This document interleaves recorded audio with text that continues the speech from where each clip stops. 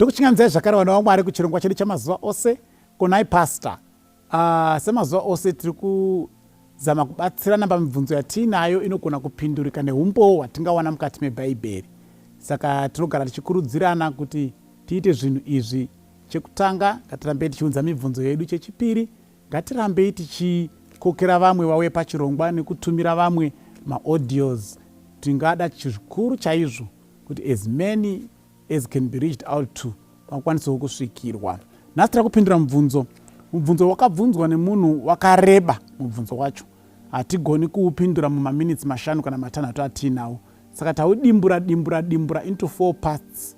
Kureva kuti patiri kutanga nhasi tichakukumbirisai kuti mangwana kuswera mangwana nezuva rinotevera racho murambe muchiteera patichange tichipindura zvidimbu zvemibvunzo iwoyo wakabvunzwa. Uri maererano nenyaya dzengozi nekuripwa kwengozi, saka haugoni kupinduruka muchidimbu chimwe chete. So please, we'll be doing this as a series and in parts. Saka mwana matotanga nhasi, make sure you also do the follow up. Watiri kutanga nawo nhasi, ponai pastor, ngozi CHII uye iriko zvechokwadi here? Unai pastor, ngozi CHII uye iriko zvechokwadi here? Now, ndanga ndatsanangura kuti ngozi mukuzwisa kwevanhu jikelele kana kuti vanhu vese general understanding yengozi CHII, then tozi not Bible rinoti kudii pamusoro paizvozvo. Ngozi, it's perceived to be the spirit of the dead. Zvikuru sei munhu anenge akaita zvekuurayiwa kana kuti akafa akatsamwa over something. That's his or a spirit inonzi ndo inenge yakudzoka to haunt those who caused his death kana kuti who caused his suffering achiri mupenyu.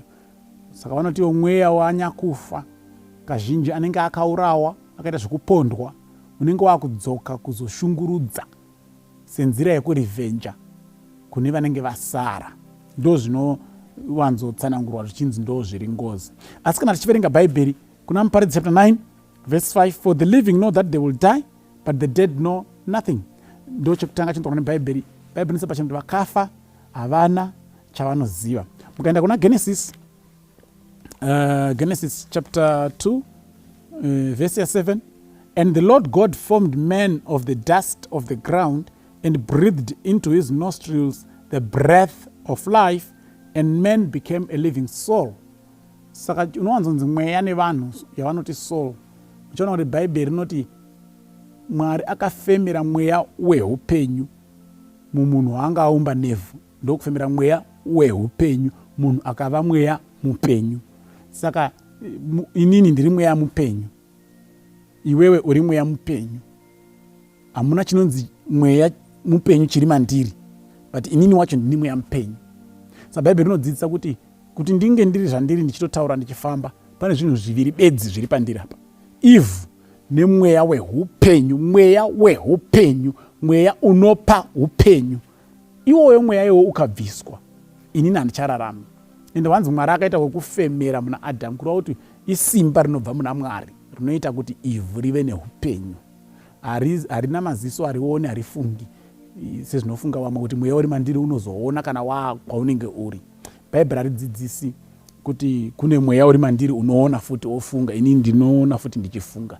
Bhaibheri haridzidzisi izvozvo. Saka chekutanga bhaibheri haridzidzisi kuti vakafa vanoziva. Taverenga Muparidzi chapter 9 verse 5. Chechipiri bhaibheri haridzidzisi kuti mune mweya uri mandiri unoona futi nekufunga nekuziva. Inini ndini mweya mupenyu, mandiri makafemerwa mweya wehupenyu, ukabviswa iwowo nyange mukandisa paoxygen handirarami, because isimba raMwari rinoita kuti ndive nehupenyu. Isimba raMwari rinoita kuti ndive nehupenyu. Ndo zvinodzidzisa bhaibheri. Then chechitatu mukaenda pana should be Job yandiri kuda, Job chapter 14, I think, yeah, Job 14 verse 10 and 12.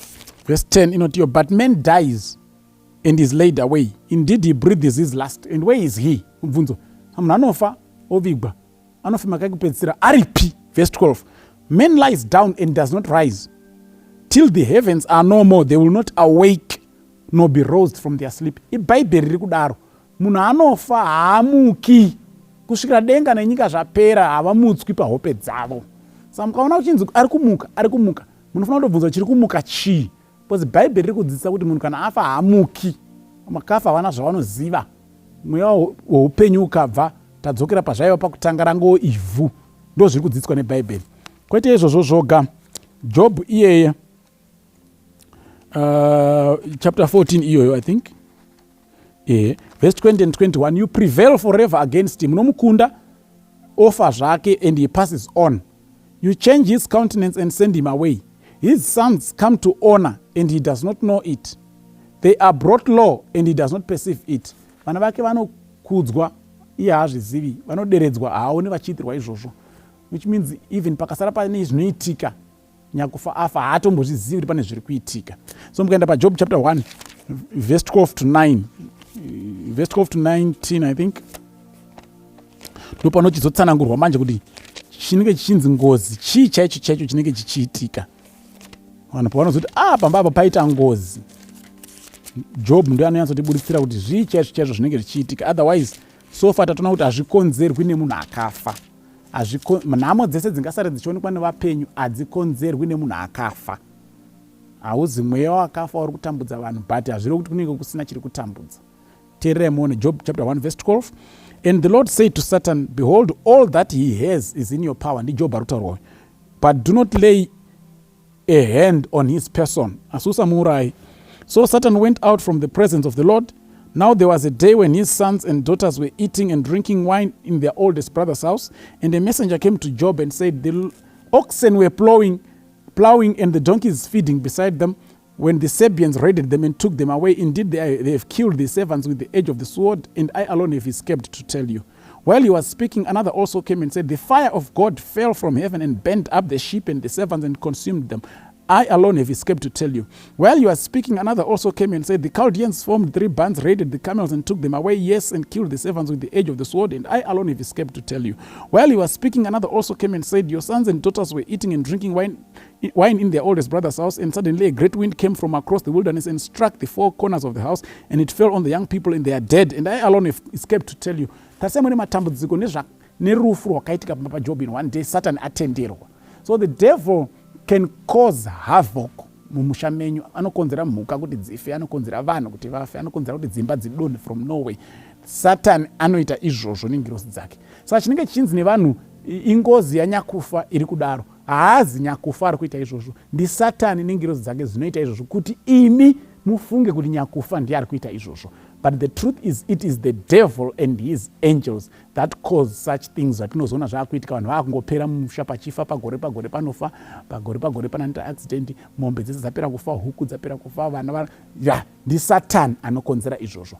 Saka chinonzi ngozi haazi munhu akafa, asi ndi Satan nengirosi dzake dziri kukonzera, iye osiya akanda chitupa chekuti mufunge kuti ndinyakufa. So many people think kuti zviri kukonzerwa nemunhu akafa, but hazvikonzerwi nemunhu akafa, zvinokonzerwa naSatan nengirosi dzake. Ndofunga zvajeka izvi.